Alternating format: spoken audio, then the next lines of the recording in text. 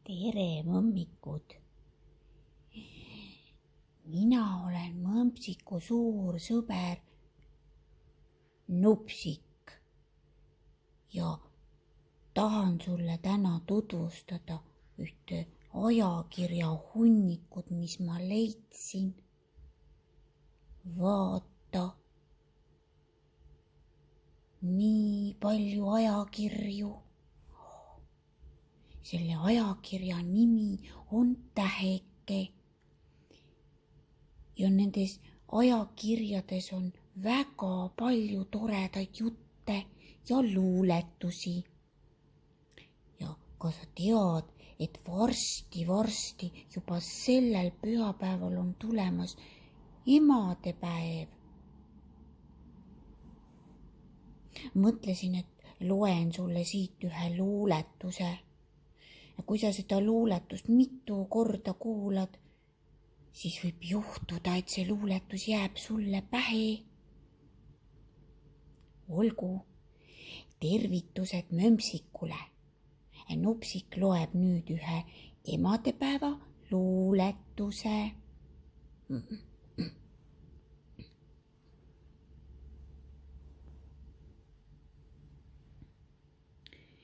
Millist laulu vajavad emad? Millist laulu vajavad emad? Küsis mõtlikult endalt üks laps. Peab ses kindlasti olema kevad, lillesülem või särasilm laps.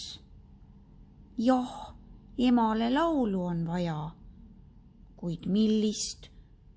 Kas suveööst ja merest kuuvalgel ja rajast või autost ja perest ja tööst? Emal vaja on teistmoodi sõnu, riime ja rütme kui need, millest kadunud vaikuse võlu, sest armastus lärmi ei tee. Vot selline tore emadepäeva luuletus. Oi, aga ma leidsin ühe tillukese luuletuse veel. Ma loen selle ka sulle ette. Võib-olla see jääb sulle veel paremini meelde. See on natuke lühem. Emakene,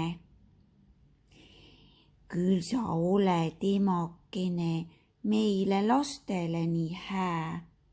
Emakene, hellakene, pesed silmad, kammid pää. Tadaa!